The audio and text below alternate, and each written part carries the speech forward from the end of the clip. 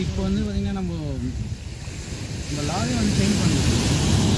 ஏன்னா நம்ம அந்த பழைய அந்த பிரிட்டிஷோட இதை தான் நம்ம ஃபாலோ பண்ணிட்டு இருக்கோம் இது வரைக்கும். நம்ம இதுக்கு எடுத்தாலே பார்த்தீங்கன்னு வச்சிங்களேன், இப்போ வந்து ஃபார் எக்ஸாம்பிள் இப்போ டெல்லியில் நடந்த பஸ்ஸில் வந்து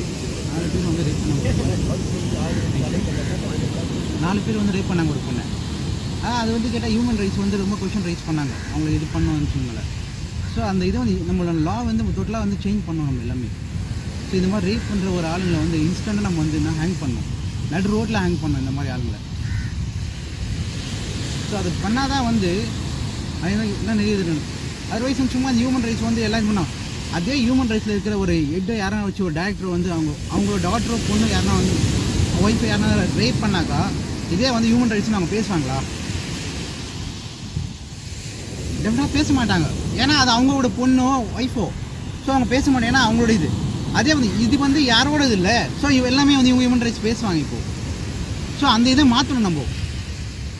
ஸோ ஃபஸ்ட்டு வந்து நம்ம இந்தியாவில் வந்து அந்த ஃபீமேல்ஸுக்கு வந்து டெஃபினட்டாக வந்து ஒரு ப்ரொடெக்ஷன் வந்து நம்ம இது பண்ணணும்.